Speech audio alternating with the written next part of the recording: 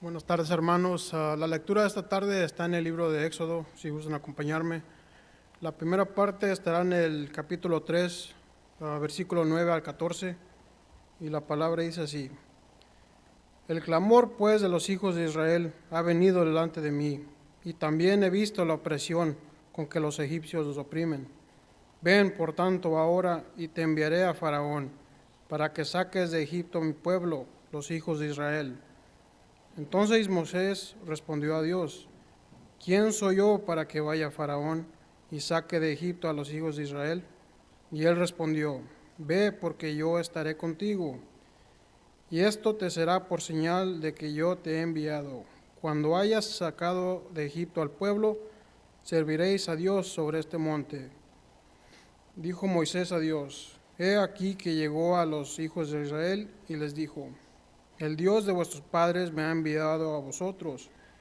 Si ellos me preguntaren: ¿Cuál es tu nombre?, ¿qué les responderé? Él respondió Dios a Moisés: Yo soy el que soy.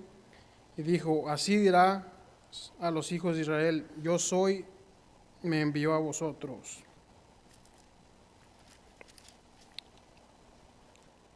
Entonces dijo Moisés a Jehová: Ay, Señor, nunca he sido hombre de fácil palabra, ni antes ni desde tú habías a tu siervo, porque soy tardo en el habla y torpe de lengua. Y Jehová le respondió: ¿Quién dio la boca al hombre? ¿O quién hizo al mudo y al sordo, al que ve y al ciego? ¿No soy yo Jehová? Ahora pues ve, y yo estaré con tu boca, y te enseñaré lo que has de hablar. Y él dijo: Ay, Señor, envía tu ruego por medio del que debes enviar. Entonces Jehová se enojó contra Moisés y dijo: ¿No conozco yo a tu hermano Aarón, levita, y que él habla bien? Y he aquí, él saldrá a recibirte, y al verte se alegrará en su corazón. Señor les bendiga. Buenas tardes, mis hermanos. Quiero darle gracias al hermano José por haber hecho eso. Yo sé que fue mucho texto, pero le doy gracias. También le doy gracias a Dios porque nos ha dado esta noche para poder estar aquí, para poder adorarle y para poder estar juntos, porque sabemos que muchos aquí no pueden estar por la salud o por otras circunstancias, que no pueden estar aquí, pero aquí estamos nosotros juntos para alabar a Dios.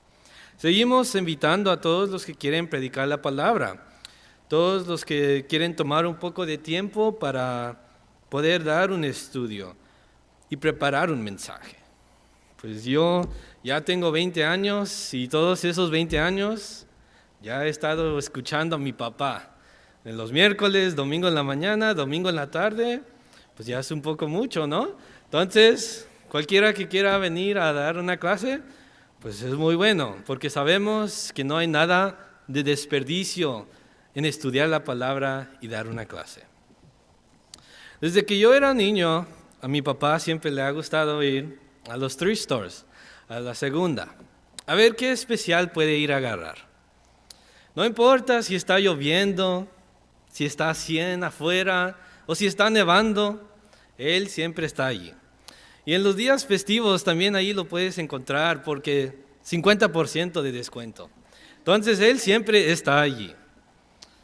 Y siempre se va por horas y horas. Y cuando le preguntas, ¿qué trajiste? Porque pues, tardaste tanto tiempo.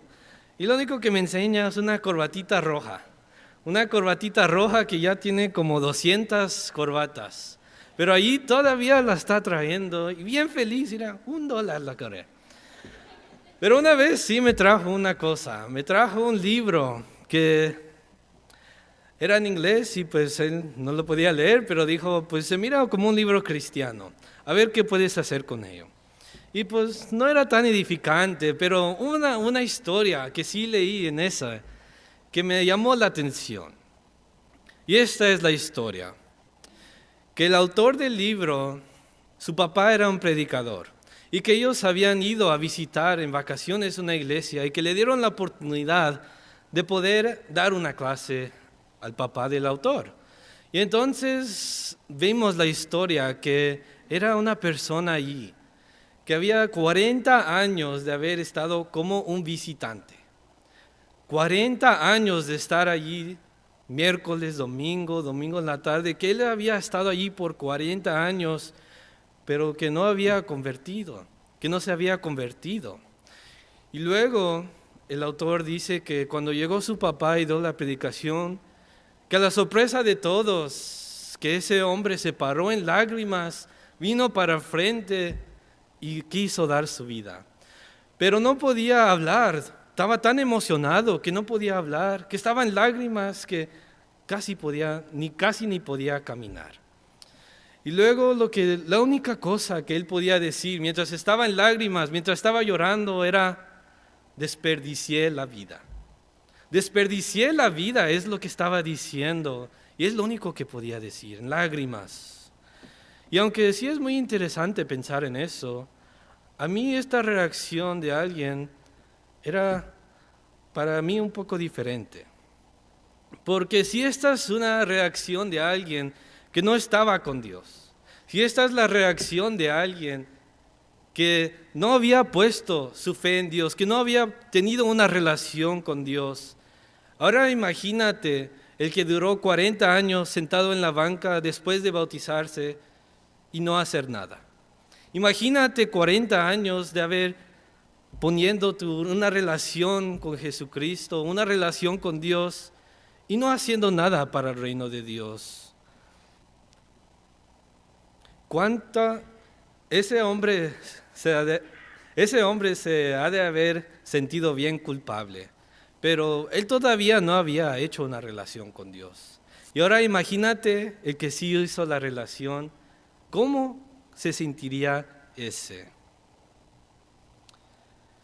Podemos decir, tengo 20, 30, 40, 50, 60, no sé cuántos años de ser un cristiano, pero ¿qué hemos hecho para el reino de Dios?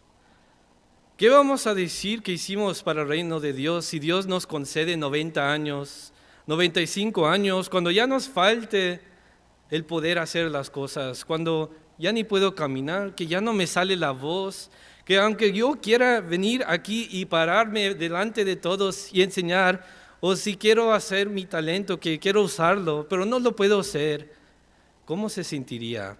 Uno de mis miedos que yo tengo es que si Dios me lo concede, que si yo llegue a los 90 años, que yo diga, ¿qué hice para el Señor? Que yo diga, yo podía haber hecho esto. Yo podía haber cantado un poquito más para el Señor. Yo podía haber cantado, yo podía haber evangelizado, yo podía haber predicado, yo podía haber usado mi talento, pero no lo hice y ahora que lo quiero usar, no puedo. Ese es un miedo que yo tengo. No quiero sentirme culpable cuando yo llegue a los 90 años, si Dios los concede, y decir, yo lo podía haber hecho, pero no lo hice. Vamos a estar leyendo hoy Mateo 25, 14. Si me quieren acompañar en las Biblias, es un poco largo la parábola que vamos a estar hablando. Vamos a estar hablando sobre la parábola de los talentos.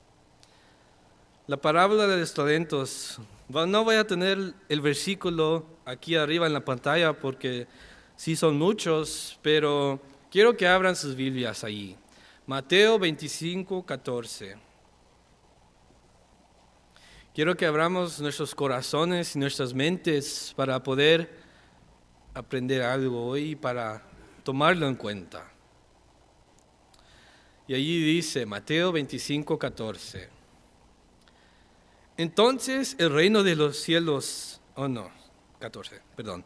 Porque el reino de los cielos es como un hombre que yéndose lejos llamó a sus siervos y les entregó sus bienes. A uno dio 5 talentos y a otro 2 y a otro 1, a cada uno conforme a su capacidad. Y luego se fue lejos. Y el que había recibido 5 talentos fue y negoció con ellos y ganó otros 5 talentos. Asimismo, el que había recibido 2 ganó también otros 2. Pero el que había recibido 1 fue y cavó en la tierra y escondió el dinero de su señor. Después de mucho tiempo, vino el señor de aquellos siervos y arregló cuentas con ellos. Y llegando el que había recibido 5 talentos, trajo otros 5 talentos, diciendo, Señor, 5 talentos me entregaste, aquí tienes, he ganado otros 5 talentos sobre ellos. Y su señor le dijo, bien, buen siervo y fiel, sobre poco has sido fiel, sobre mucho te pondré, entra en el gozo de tu señor. Llegando también el que había recibido 2 talentos, dijo, Señor, 2 talentos me entregaste, aquí tienes, he ganado otros 2 talentos sobre ellos. Su señor le dijo, bien, buen siervo y fiel, sobre poco has sido fiel, sobre mucho te pondré, entra en el gozo de tu señor. Pero llegando también el que había recibido 1 talento, dijo, Señor, te conocía que eres hombre duro, que ciegas donde no sembraste y recoges donde no esparciste. Por lo cual tuve miedo y escondí el talento en la tierra. Aquí tienes lo que es tuyo. Respondiendo su señor le dijo, siervo malo y negligente, sabías que ciego donde no sembré y que recojo donde no esparcí.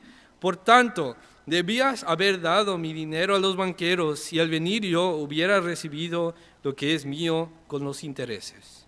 Quitadle pues el talento y dale al que tiene 10 talentos, porque al que tiene le será dado y tendrá más, y al que no tiene, aún lo que tiene le será quitado. Y al siervo inútil, echadlo en las tinieblas de afuera, allí será el lloro y el crujir de dientes. Dios bendiga su palabra. Vamos a hacer una oración. Padre bendito que estás en los cielos, santificado sea tu nombre, oh Dios. Te damos gracias por la salud, oh Dios. Te damos gracias por darnos este día, para levantarnos y poder venir a alabarte, oh Dios. Ahora que vamos a escuchar tu palabra, que vamos a escudriñarla, te pedimos que abres nuestras mentes, que nos abres nuestros corazones para poder entender lo que tú nos quieres decir, oh Dios. Y que lo que tu servidor diga no sea lo mío, sino lo tuyo, oh Dios. Te damos gracias, oh Dios, por todas tus bendiciones, por todo tu amor, y te pido que nos sigas ayudando y cuidando durante esta semana. Te pedimos todo esto en el nombre de Jesús. Amén. Aquí estamos mirando la parábola del siervo infiel, o también se puede considerar la parábola de los talentos. Y hoy no vamos a estar mirando nomás al siervo infiel, sino vamos a estar mirando a los siervos que sí hicieron su trabajo. Pero para poder entender esta parábola necesitamos hacer un análisis de lo que es una parábola. Necesitamos aclarar unas cosas. Y la primera idea que necesitamos entender es sobre quién se trata la parábola. Las parábolas son usadas como ejemplos para ver las cosas celestiales. Si vemos este ejemplo, podemos ver que nosotros los cristianos somos los siervos bajo un Señor. Y si vemos este ejemplo, podemos ver que nuestro Señor es Jesucristo y que Él vendrá otra vez. Y la razón de por qué esto es importante es que el Señor de la parábola regresó para pedir cuentas con sus siervos. Y nosotros como cristianos sabemos que Jesús vendrá otra vez, que Jesús vino, murió, fue sepultado y resucitó para poder arreglar nuestra relación con Dios. Que Jesús vino para ti y para mí. Y la más importante cosa, que vendrá por segunda vez. Primera de Pedro 4, 5 al 6 dice, pero ellos darán cuenta al que están preparando para juzgar a los vivos y a los muertos. Porque por esto también ha sido predicado el evangelio a los muertos, para que sean juzgados en carne según los hombres, pero vivan en espíritu según Dios. Entonces la primera idea, Jesús vendrá otra vez. La segunda idea que podemos analizar de ese texto es sobre los talentos. Vemos que hay diferentes niveles de talentos entre las personas, ¿verdad? A uno le dio 5, a otro 2 y uno nomás 1. Cuando nos podemos pensar en los talentos, vemos que cada uno que son cristianos tenemos varios en diferencias. Pero la cosa más importante que vemos es que todos fueron dados por lo menos un talento. Todos fueron dados un talento. No importa si es nomás uno, no importa si era dos, no importa si era cinco. Les dio un don Dios. Eso es lo importante. Dios te ha escogido para usar tu talento para su reino. No importa si nomás tienes un talento, pero Dios te lo ha dado para usarlo. Romanos 12, 3 al 6 dice: tenemos pues diferentes dones según la gracia que nos es dada. El que tiene el don de profecía, úselo conforme a la medida de la fe. El de servicio, en servir.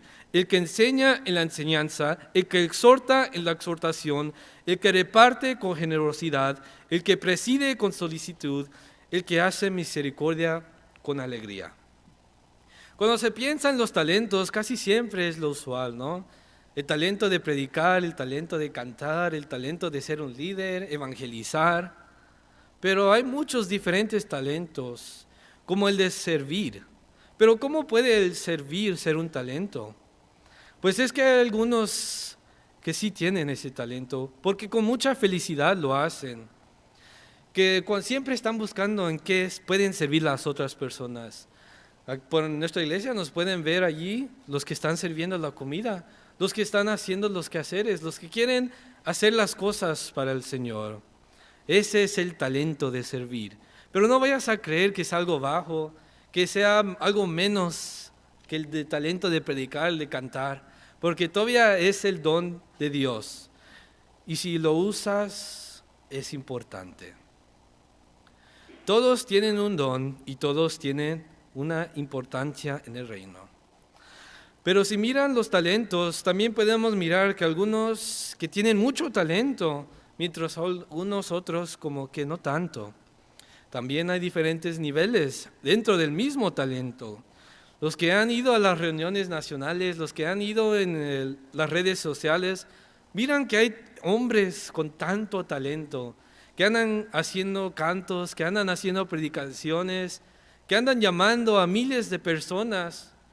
Ese es un talento, pero no deberíamos de estar tristes porque no tenemos ese mismo nivel de talento, sino necesitamos estar gozosos que tenemos un talento y que lo podemos usar para las cosas de Dios. Porque no necesitamos alzarnos arriba de las otras personas, porque no importa si tienes 100 talentos o si tienes uno, si estás en uso, eres un siervo bueno de Dios. Pero la frase clave que necesitamos entender es esta: si están en uso. En realidad no importa si tienes 100, no importa si tienes uno, si no lo estás usando, no lo estás usando. No importa cuántos tienes. Si no pones el esfuerzo, si no pones en práctica, ¿de qué te sirve tener 100 talentos? 1 Timoteo 4:13 dice: entre tanto que voy, ocúpate en la lectura, la exhortación y la enseñanza. No descuides el don que hay en ti, que te fue dado mediante profecía, con la imposición de las manos del presbiterio. Ocúpate en estas cosas, permanece en ellas, para que tu aprovechamiento sea manifiesto a todos. Ten cuidado de ti mismo y de la doctrina. Persiste en ello, pues haciendo esto te salvarás a ti mismo y a los que te oyeren.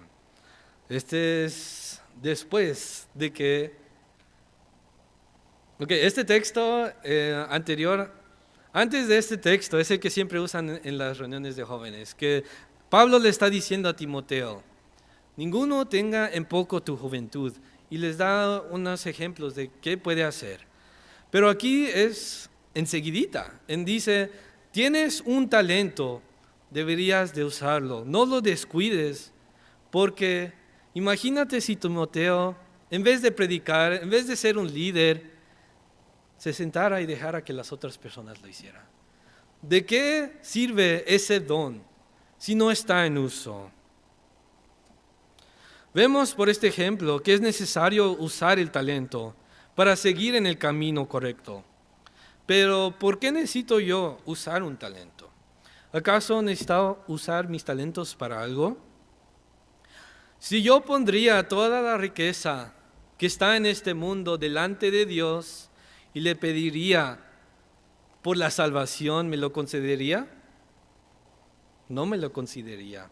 Si yo pondría todas mis buenas acciones delante de Dios y le pedía la salvación, no me lo daría nomás por eso, sino por el regalo de Jesús. Pero ¿cómo van a saber las personas del regalo de Jesús si no están en uso los dones? Déjame hacer esta pregunta. Si yo uso mi don todos los días, que si todos los días yo voy a la carretera, yo voy a las iglesias 8 horas diarias y estoy predicando la palabra de Dios y estoy haciendo las cosas de Dios y estoy usando mi don y pasan 1 año, 2 años, 10 años, 20 años, 40 años, 60 años de usar mi don y nadie se ha convertido. Pero he hablado con millones de personas y les estoy compartiendo el evangelio, estoy usando mi don y sí lo estoy usando así, pero allí no están convirtiéndose las personas en este ejemplo.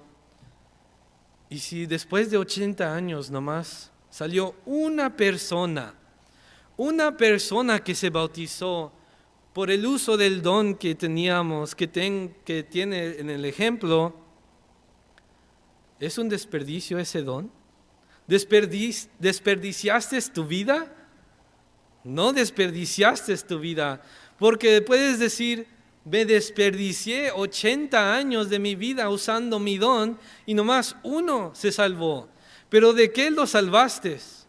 De la eternidad del infierno. Entonces no se puede comparar. Entonces cuando vayas a pensar, ¿para qué uso mi don si nadie se va a convertir? Esa no es la actitud que deberíamos de tener. Lucas 15:7 dice, os digo que así habrá más gozo en el cielo por un pecador que se arrepiente que por 99 justos que no necesitan de arrepentimiento. Si usaste tu don, no importa cuántos frutos hayas tenido tú, pero si lo usaste y Dios te lo mirará. Dios te dirá, buen siervo, como aquí lo dijo, entra en el gozo de tu Señor. Pero siempre va a haber una excusa para que no hagamos el trabajo de Dios. La excusa en ese ejemplo era, no quiero gastar mi tiempo. Cuando vemos todos los ejemplos de Dios llamando a la gente en el Antiguo Testamento, vemos esos ejemplos que también tenían ellos excusas, ¿no? Cuando estaba leyendo el hermano aquí, era la excusa de Moisés.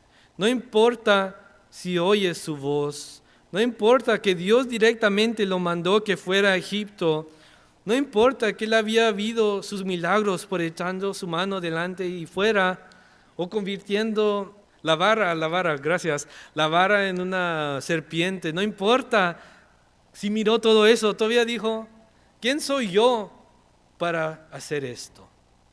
¿Quién soy yo para ir a decirle a Faraón lo que está haciendo?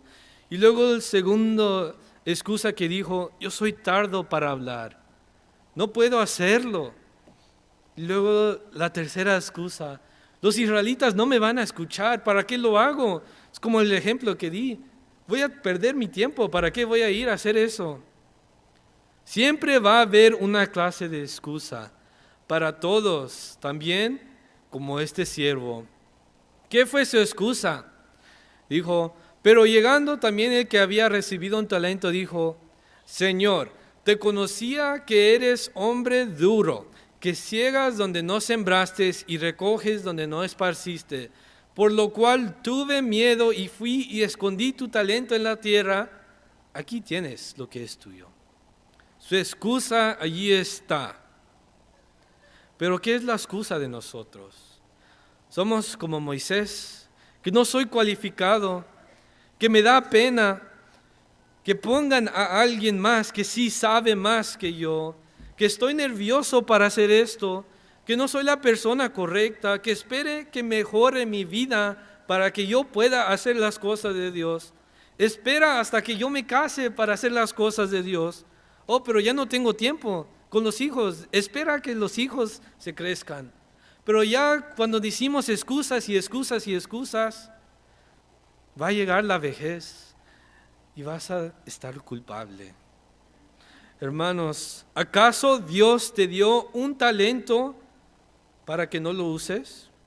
Estás diciendo que Dios te dio un talento, pero también no te dejó usarlo. Déjame hacer esta pregunta. ¿Estamos en la presencia de Dios ahorita? Estamos en la presencia de Dios ahorita. Y ahora le pido a ustedes que están sentados, piensa en alguna excusa que has dado a alguien por no hacer las cosas de Dios. Si es una de las anteriores, está bien, o si es algo diferente, ponte a pensarlo.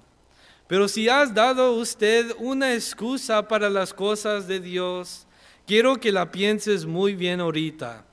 Y quiero que le digas, porque ahorita estamos en la presencia de Dios, en tu mente, que le digas a Dios tu excusa. Le digas, no puedo usar tu talento que tú me diste. No puedo usar este talento porque tengo una excusa como este siervo. ¿Tienes tú una excusa para decirles a las otras personas, a los familiares, a los líderes, a los hermanos? Pero ahora dile esa excusa a Dios, porque puedes engañar a las otras personas.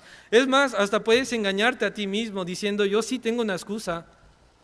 Pero ahora engáñale a Dios y no te voy a decir que no puedes. ¿Y ahora qué te va a decir?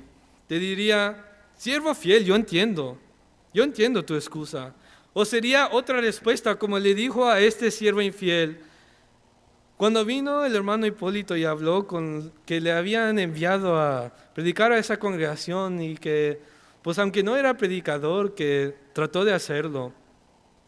Yo sé que muchos también dirían, yo no soy predicador y así lo dejarían. Que en vez de ir y a tratar de hacer las cosas, que nomás dirían, no soy predicador, yo no lo puedo hacer. Eso es mi excusa. Pero ¿esa excusa válida delante de Dios? La diferencia es en las excusas.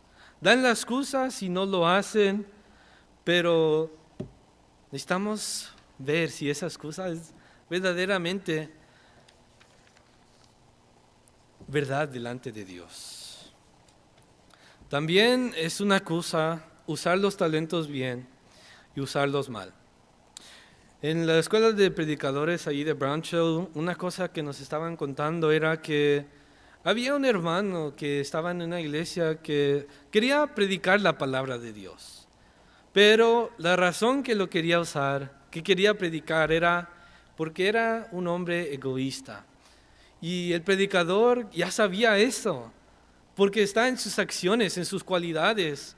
Y el predicador no le había dejado que él predicara, porque sabía que la única razón que lo quería hacer no era para la edificación para las otras personas, no era para enseñar algo, sino era para que él se miraría mejor delante de las personas.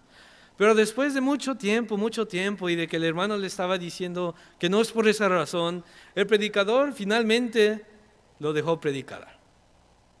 Y cuando vino y se paró delante de ellos, la primera cosa que dijo era, hermanos, yo estudié aquí por 3 semanas para este sermón. Yo espero que ustedes agarren algo de mi experiencia.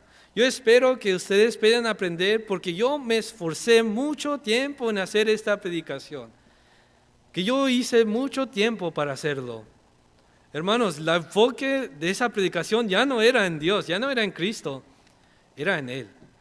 Era una predicación egoísta.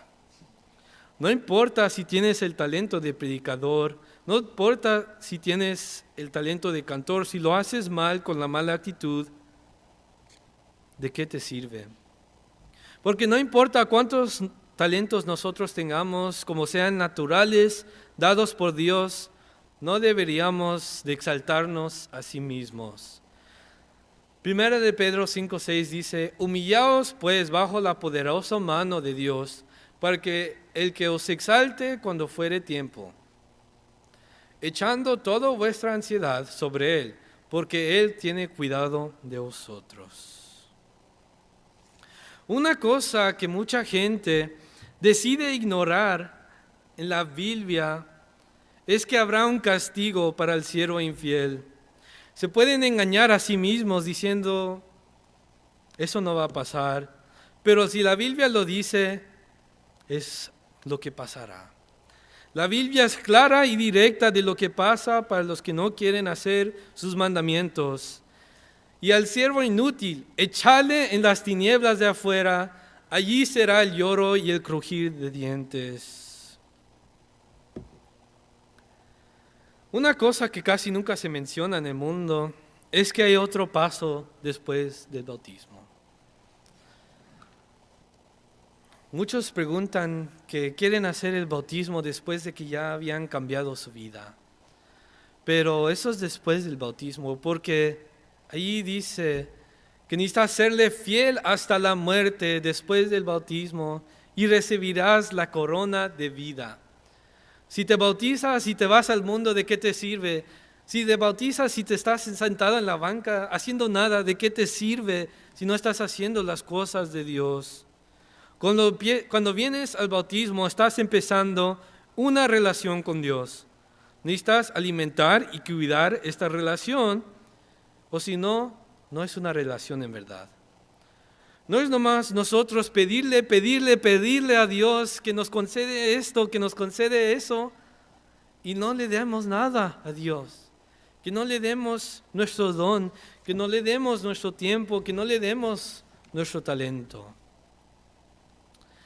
Entonces, para repaso, las cosas mayores que tenemos que tomar en cuenta así son: que Jesús es nuestro Señor y que se ha ido para preparar nuestro lugar celestial.